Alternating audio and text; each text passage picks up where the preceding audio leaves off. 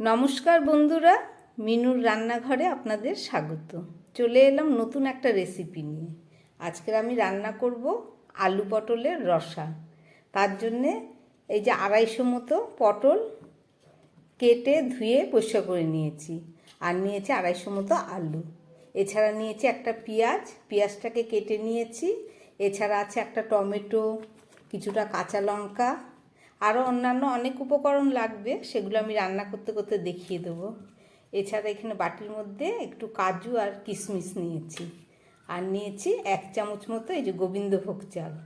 এই সমস্ত উপকরণগুলো দিয়ে আজকে আমি রান্না করব আলু পটলের রসা। এখন পটল নতুন, দারুণ খেতে, যেভাবেই রান্না করুন না কেন সব কিছুতেই টেস্ট লাগবে। তাহলে চলুন রান্নাটা এবার শুরু করি। আলু পটলের রসা রান্না করার আগে আমি একদম প্রথমে এই যে গোবিন্দভোগ চালটা আছে এর মধ্যে একটু সামান্য জল দিয়ে দিচ্ছি। 2-3 মিনিট ভিজিয়ে রাখবো, তারপরে রান্নার মধ্যে দেব। এছাড়া কাজু কিশমিশও আমি খানিকটা জল দিয়ে নিচ্ছি। এবার চলুন তাহলে রান্নাটা শুরু করি।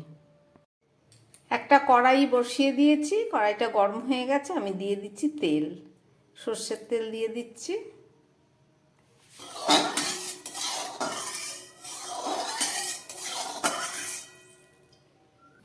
গ্যাসটাকে মিডিয়ামে করে দিলাম।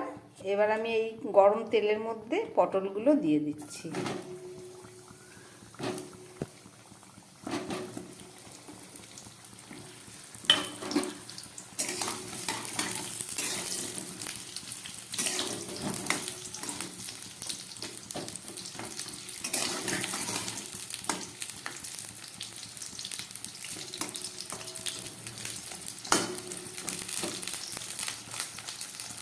এই পটলের মধ্যে আমি দিয়ে দিচ্ছি খুব সামান্য পরিমাণ নুন,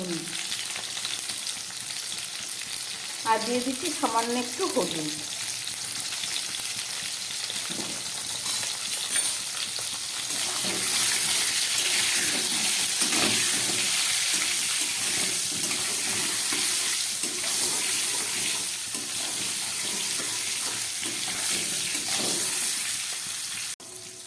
প্রায় 2-3 মিনিটের মতো পটলগুলোকে একদম ছাকা তেলে খুব সুন্দর করে ভেজে নিলাম।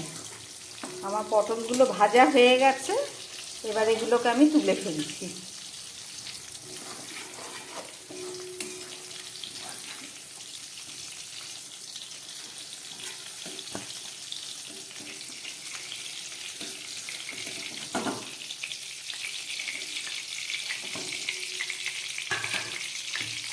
এই তেলের মধ্যে আমি এবার আলুগুলোকে ভেজে নেব।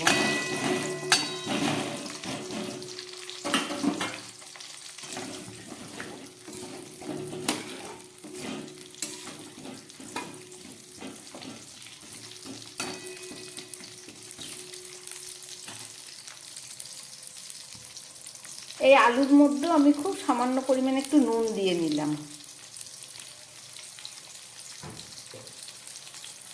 আর দিয়ে দিচ্ছি একটু হলুদ।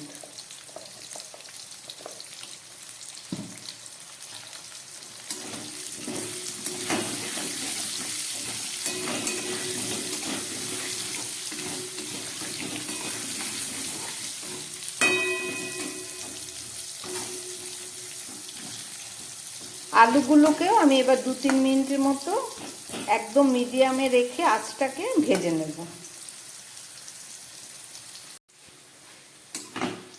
প্রায় 3 মিনিটের মতো গ্যাস কমিয়ে আলুগুলোকে ভেজে নিয়েছি। আলুটা আমার ভাজা হয়ে গেছে। আলুটা প্রায় হাফ সিদ্ধ হয়ে গেছে, দেখুন। এবার চলুন আমি আলুগুলোকে তুলে নিচ্ছি।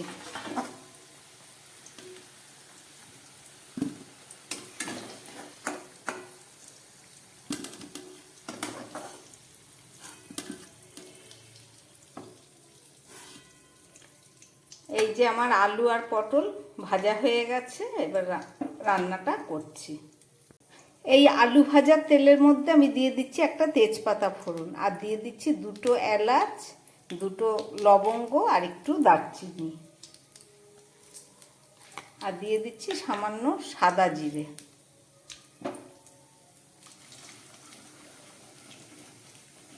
গ্যাসটা একদম লোয়ে আছে।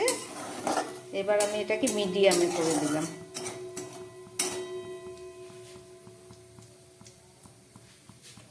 এবার আমি দিয়ে দিচ্ছি কেটে রাখা পেঁয়াজ।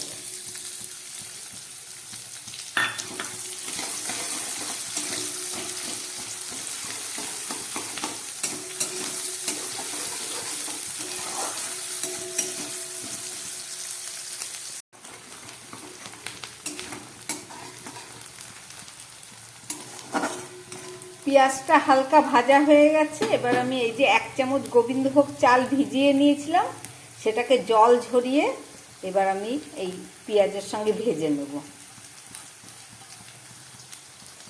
আপনারা যারা নিরামিষ খেতে পছন্দ করেন তারা এই পেঁয়াজটা দেবেন না। ফোড়নের পরেই চালটা দিয়ে নেবেন, তারপরে অন্যান্য মশলা দিয়ে রান্নাটা করবেন। এই গোবিন্দভোগ চালের গন্ধটা খুব সুন্দর। গ্যাসটাকে আবার লোয়ে দিয়ে দিলাম। এবার আমি দিয়ে দিচ্ছি 1/2 চামচ আদা বাটা।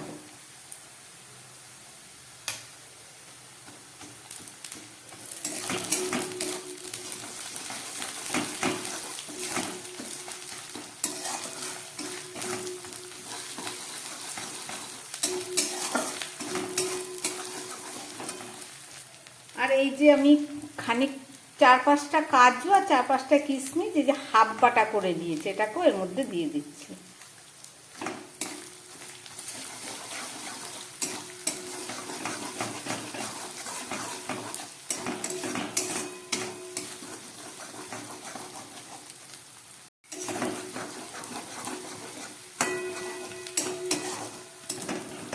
এবারে আমি দিয়ে দিচ্ছি পরিমাণ মতো নুন। আগে আলু পটলে খানিকটা নুন দিয়েছিলাম, আরও সামান্য নুন দিয়ে দিলাম। আর দিয়ে দিচ্ছি হলুদ।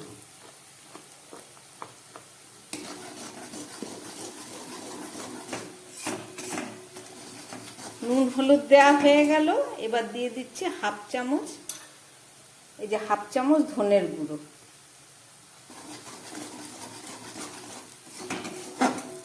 আর দিয়ে দিচ্ছি 1/2 চামচ জিরের গুঁড়ো।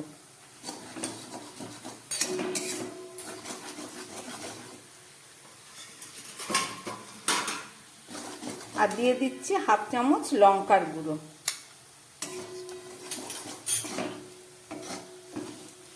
আমি 3টে কাঁচা লঙ্কা বেটে নিয়েছিলাম, এই কাঁচা লঙ্কা বাটাটাও দিয়ে দিচ্ছি।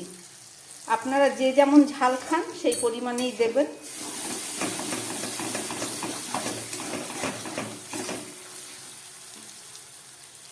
আর দিয়ে দিচ্ছি এই যে 4 ভাগের 1 ভাগ গোলমরিচ থেতো করা। এই মশলাটাকে আমি একটু জল দিয়ে অনেকক্ষণ ধরে একটু কষাবো।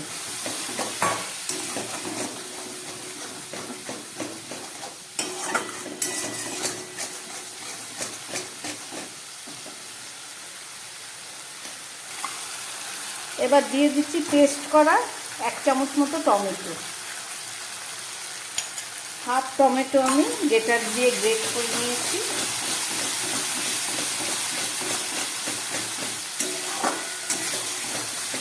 আমার সমস্ত মশলাই প্রায় দেয়া হয়ে গেছে। এবার আমি এর মধ্যে এই ভেজে রাখা আলু আর পটলগুলো দিয়ে দেবো।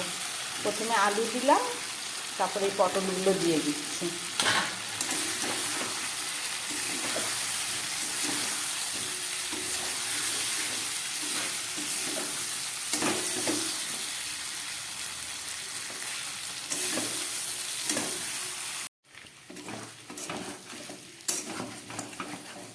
সমস্ত মশলা দিয়ে আমার প্রায় 2-3 মিনিট মতো আবার কষিয়ে নিলাম। এই যে আমার তেল বেরিয়ে গেছে।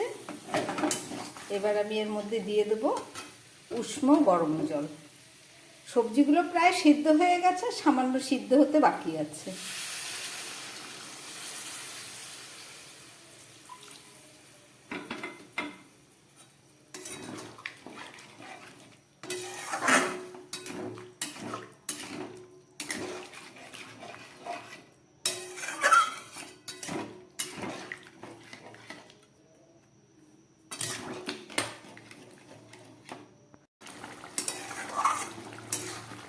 তরকারিটা ফুটে উঠেছে, এবার আমি এটাকে ঢাকা দিয়ে দেব। তার আগে আমি দিয়ে দিচ্ছি খুব সামান্য একটু মিষ্টি। আলু পটলের রসা একটু মিষ্টি না দিলে ভালো লাগবে না। আর দিয়ে দিচ্ছি হাফ চামচ মতো ঘি।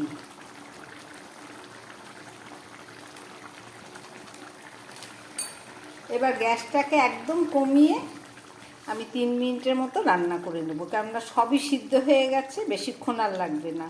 চলুন ঢাকাটা দিয়ে দিই, ফেরত এসে আবার আপনাদের দেখাচ্ছি। 2-3 মিনিট পরে ফেরত আসলাম, এবার ঢাকাটা খুলছি।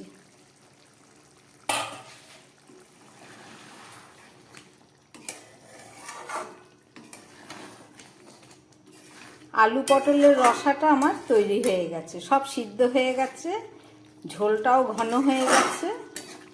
এবার আমি একটু চেখে দেখব নুন মিষ্টি ঠিক আছে কিনা। একদম ঠিক আছে, সামান্য একটু নুন লাগবে।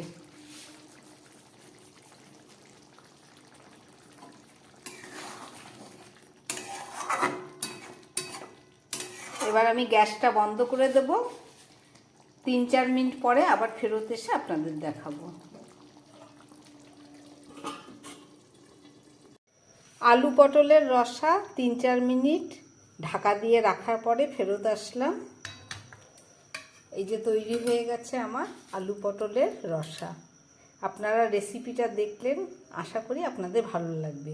সারা ঘর এক গন্ধ হয়ে গেছে, গোবিন্দভোগ চালের একটা সুন্দর মিষ্টি গন্ধ, আর তার সঙ্গে তো অন্যান্য মশলা আছেই, আর খেতেও খুব সুন্দর সুস্বাদু হয়েছে।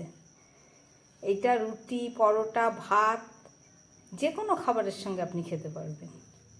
দারুণ সুস্বাদু একটা রেসিপি।